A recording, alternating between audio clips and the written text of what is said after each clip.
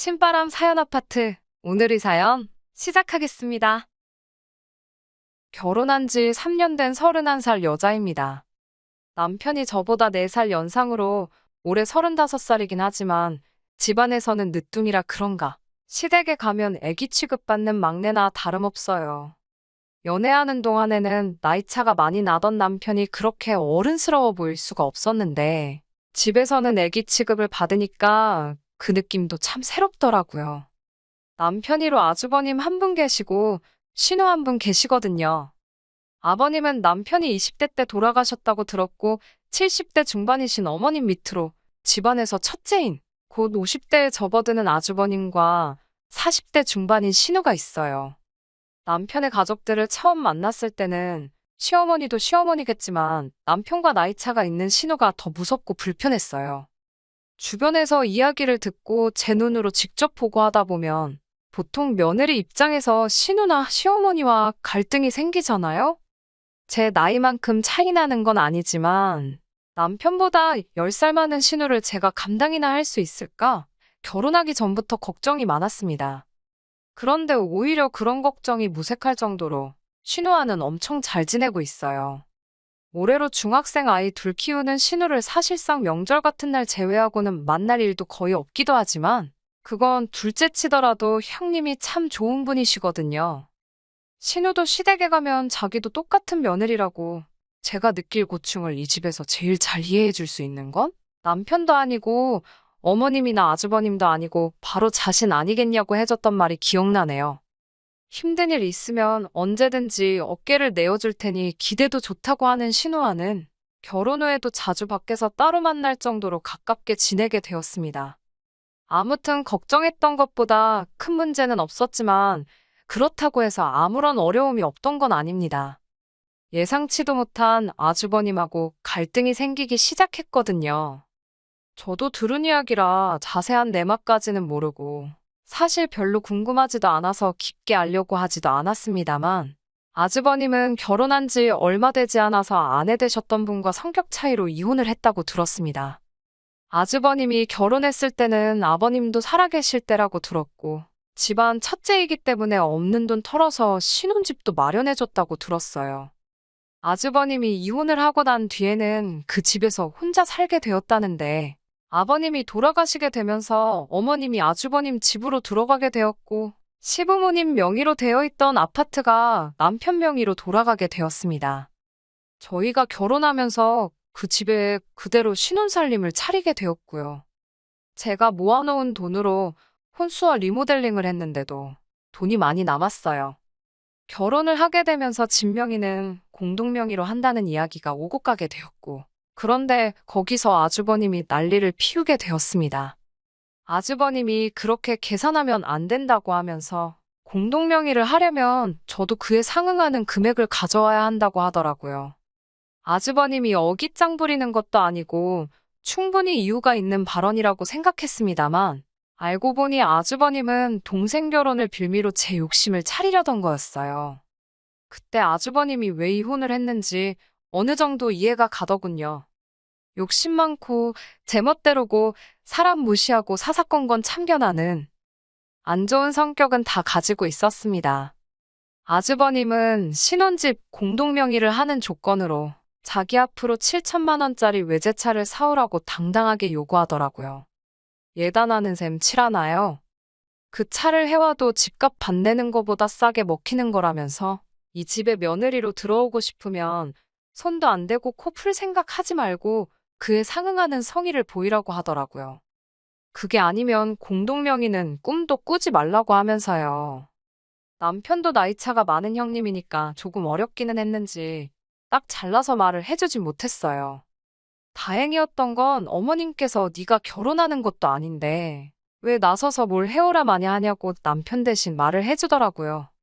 신우도 거들면서 오빠도 웃긴다고 얘가 차를 사와야 되면 자기들 탈 차를 사오면 되는 거지.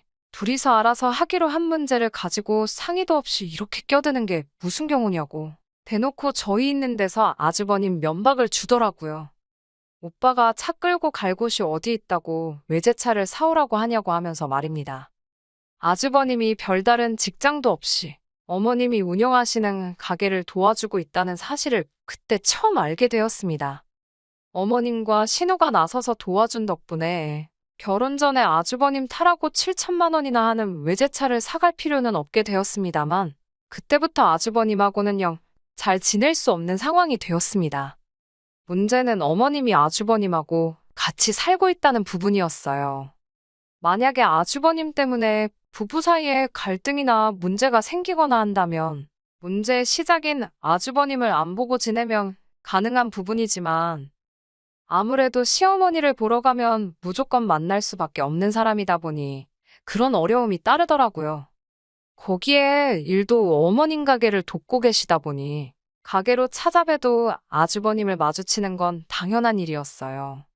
아주버님이 어머님 가게를 돕고 있기는 하지만 후계자 같은 성격으로 일하고 있는 건 아니었어요. 그렇다고 직원처럼 일하는 것도 아니었고요. 집에 있으면 아무것도 안 하고 집안 돈 축내면서 술 마시는 게 일이라고 하면서 어머님이 최소한 그런 짓거리는 못하고 다니게 어거지로 데리고 다니고 계신 거라는 느낌이 더 들었습니다.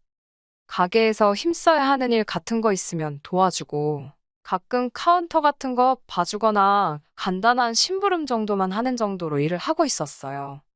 그렇다 보니 어머님도 아주버님한테 따로 월급은 주거나 하지 않으신다고 하더라고요. 돈 들고 있어봤자 술이나 퍼마시고 도박이나 하러 다닌다고 하면서 차라리 고양이한테 생선을 맡긴다고 하셨지요. 간단한 생활비나 용돈 같은 걸 어머님께 타쓰고 있다는 사실을 알게 되었는데 그 이야기를 들으니까 아주버님이 외제차를 요구하는 것 외에도 저희한테 뭐라도 하나 뜯어내려는 모습이 설명이 되더라고요. 신혼여행 다녀왔을 때 시댁 식구들 선물이라고 해서 이것저것 쇼핑해서 사간 적이 있습니다. 아주버님 선물도 당연히 준비했지요. 적당한 가격대의 준명품 브랜드 가죽 지갑이었는데 받고 나서 영 떨떠름해 보이는 표정 때문에 혹시 선물이 마음에 안 드나 싶었어요. 그런데 나중에 저한테 따로 말하기를 자기는 이런 선물 같은 거 사올 필요 없다고 말을 하길래 욕심이 많은 줄 알았는데 생각보다 무력이 없는가 보다. 내가 오해했구나 싶었어요. 그런데 그 생각을 뒤집어 버리는 데는 단 5초도 걸리지 않았습니다. 말 끝나기가 무섭게 앞으로 어디 가서 자기 선물 사오려거든 앞으로는 돈으로 달라는 말을 하더라고요. 지갑이 좋으면 뭐 하냐고 지갑에 넣고 다닐 돈도 없는데 하면서 자기가 남자라서 사회생활 하려면 현금 필요할 때가 많다고 하는데 어머님 가게 도와주는 게 일이면서 무슨 사회생활을 하려고 하는 건지는 도무지 생각해봐도 모르겠었지만 말이에요. 하지만 이런 식으로 선물을 대놓고 돈으로 달라고 하는 말은 애교로 봐줄 정도로 별것도 아닌 일이나 마찬가지였습니다. 언젠가는 어머님 댁에 찾아뵈었을 때 어머님이 잠깐 자리를 비우신 틈을 타서 저희를 붙잡고 말을 하더라고요. 자기한테 못해도 한 달에 저 100만 원, 남편이 100만 원에서 200만 원 정도는 보내는 게 도리 아니냐고요. 무슨 말을 하는 건가 했는데 저희가 시어머니 부양하는 문제 걱정할 것도 없이 결혼 생활을 유지하고 있는 게 자기가 어머님을 모시고 살고 있는 덕분 아니겠냐는 겁니다. 한술 더 떠서 어머님이 내 집에 얹혀 살고 있으니 아버님 돌아가셨을 때 저희가 살고 있는 집이 남편 명의로 돌아갈 수 있었던 거라고.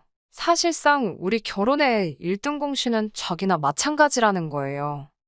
앞으로의 저희 결혼 생활이 얼마나 행복할지는 자기 손에 달려있는 거나 마찬가지라는 말을 하는데 어이가 없더라고요.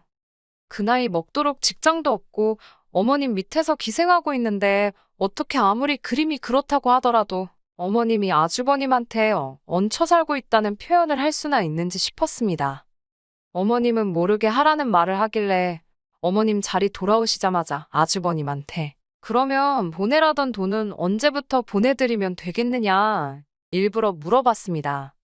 당연히 어머님이 무슨 돈을 말하는 거냐고 반응하셨고 저는 제가 착각해서 실수했다는 것처럼 깜짝 놀라며 어머님은 모르고 계셨냐고 조금 여우처럼 어머님한테 아주버님이 꺼낸 돈 이야기를 그대로 전달했습니다.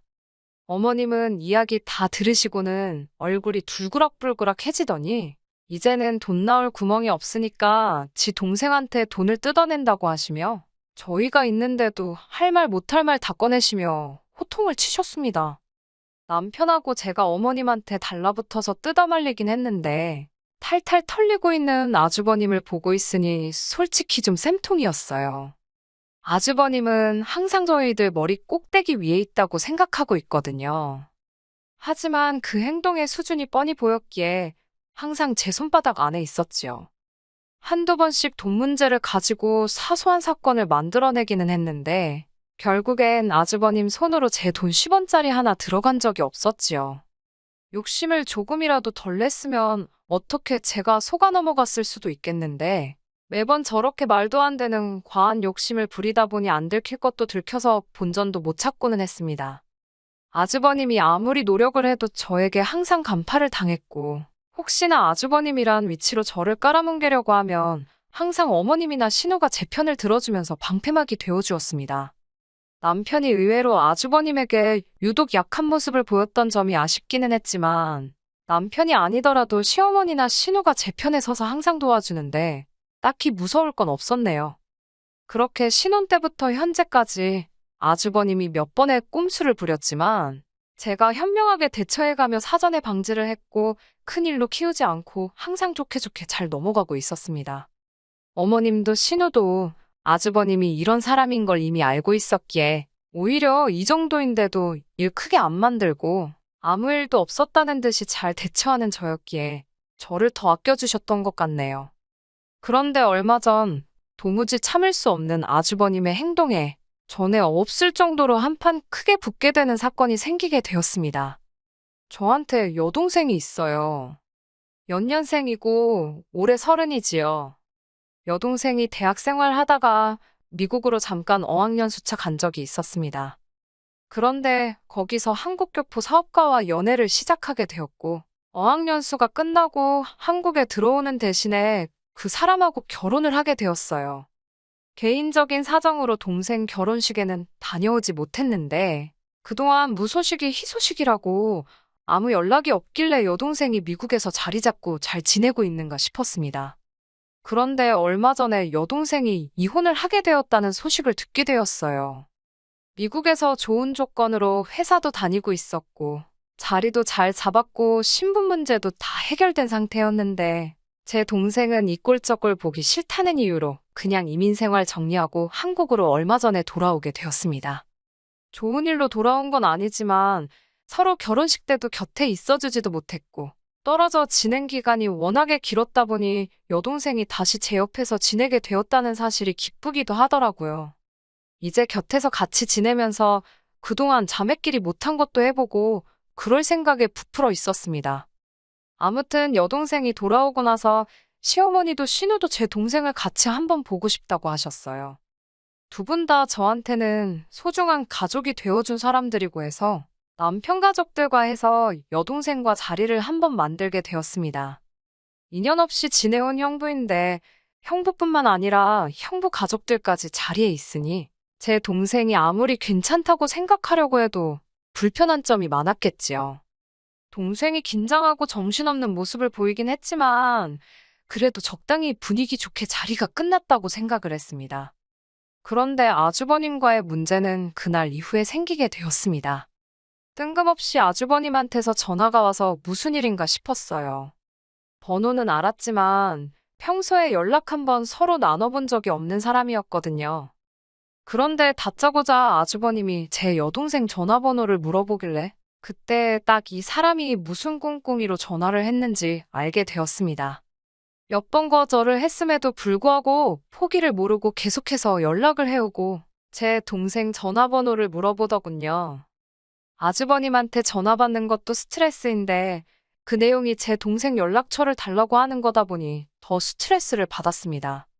남편은 아주버님한테 약한 모습을 보이다 보니 이 이야기를 꺼내지도 않았고 그런데 이번만큼은 다른 사람도 아니고 내 가족 일인데 시어머니나 신우한테 부탁하는 것보다 내 선에서 잘나야겠다 하는 생각이 들어서 제가 직접 아주버님을 만나 단판을 짓기로 했습니다. 단도직입적으로 말부터 꺼냈어요. 아주버님이 제 여동생을 만나겠다는 게 말이나 되는 소리냐고요. 그랬더니 아주버님은 제 말 뜻도 똑바로 이해 못하고 요즘 겹사돈 되는 게 부끄러운 일이 아니라고 가장 중요한 건 두 사람 마음이 아니겠냐 하면서 어려워 말라고 하더군요.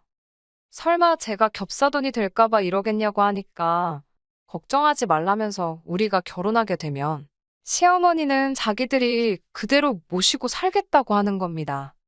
두 사람 마음이 중요한 거라는 건 또 무슨 말인가 했더니 그날 다 같이 모인 식사 자리에서 제 여동생이랑 눈이 몇 번이나 마주쳤답니다.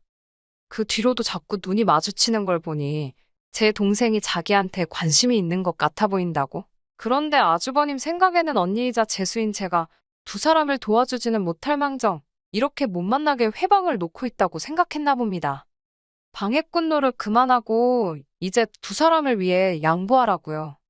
동생이 윗동서가 될 것 같으니까 기분 나빠서 그러는 거냐고 하는데 어이가 없어서 웃음도 안 나오더군요. 아주버님이 일찍 결혼해서 이혼만 안 했어도 내 동생만한 딸이 있는 나이라는 건 생각도 안 해봤냐고.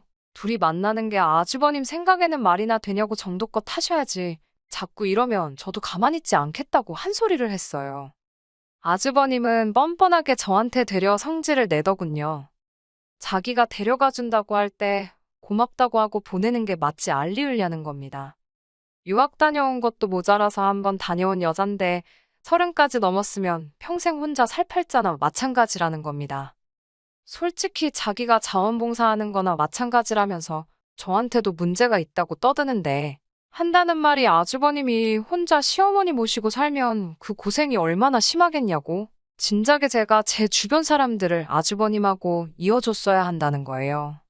자기는 깨어있는 사람이라서 20살 차이는 문제가 된다고 생각하지 않는다는데 정말 뚫린 입이라고 잘도 짓거리더군요.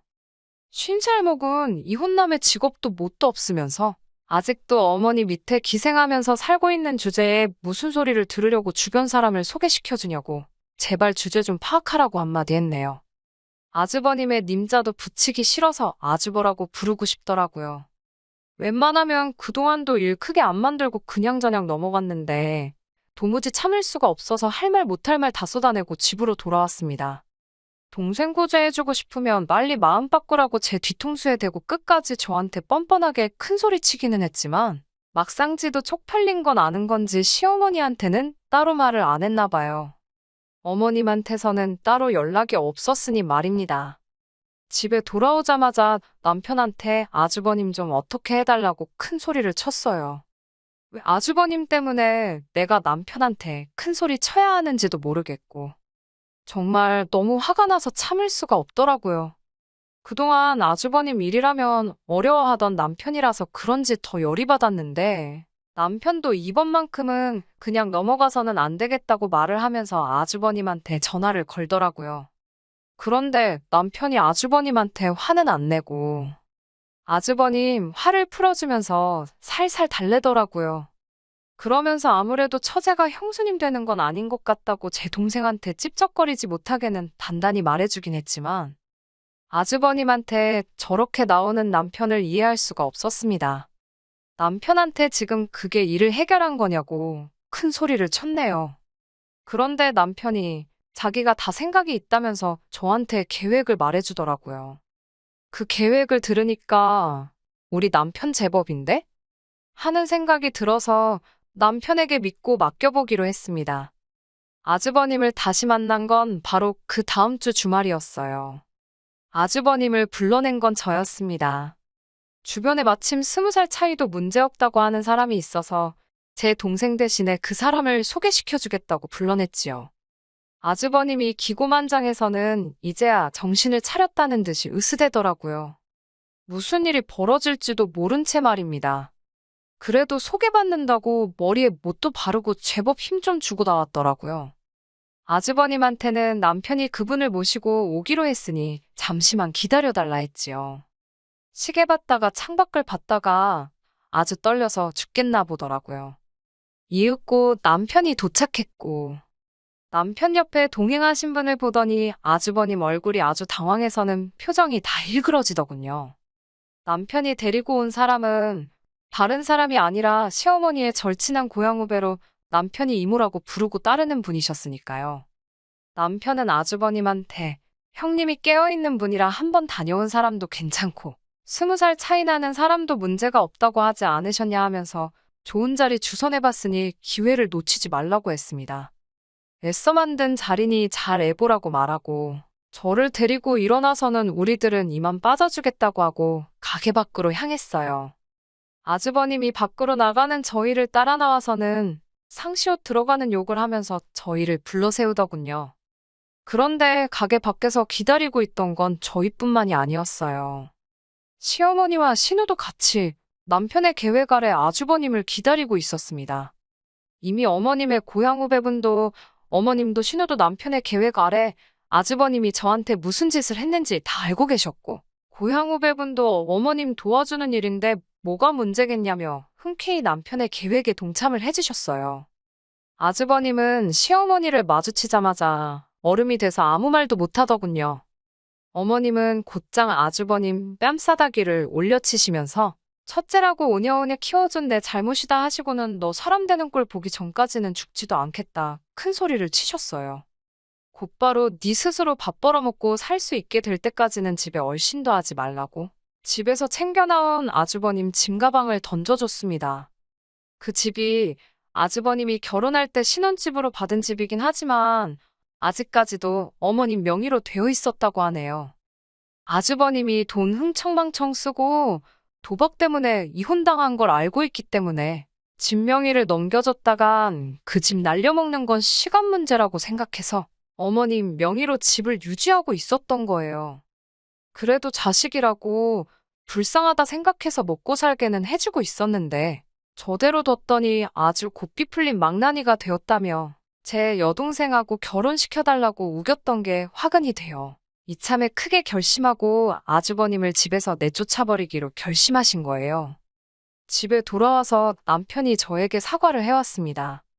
그동안 아주버님 때문에 제가 제일 고생했다는 건 알고 있다고. 아주버님이 안 좋은 길을 가는 걸 보면서 성인이 되어서인지 저렇게 안 되려고 자기는 나름대로 열심히 살았다고 합니다. 그런데 오히려 그 모습이 돌아가신 아버님께서 아주버님과 13살 차이 나는 동생인 남편을 두고 비교를 했다고 하네요. 그게 남편한테는 그동안 아주버님이 자기 때문에 마음고생을 했다 생각하여 아주버님 일에만 유독 마음이 약해져서 아무 소리도 내지 못하고 있었던 거라고 합니다. 그런데 자기가 아주버님한테 말 한마디 못할 때마다 고생하는 게 자기가 아닌 저라는 걸 이번 일로 깨닫게 되었다고. 두 번 다시 아주버님이 저에게 그 어떤 짓도 하지 못하게 자기가 책임지고 행동 똑바로 하겠다고 약속을 해주더군요. 어머님도 나중에 저에게 따로 사과를 해주셨고요.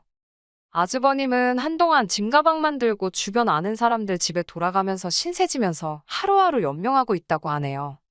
어머님이 다시 아주버님을 받아줄 수도 있다고 생각하고 아주버님이 이번 일로 사람이 변할 거라고는 기대도 하지 않아요.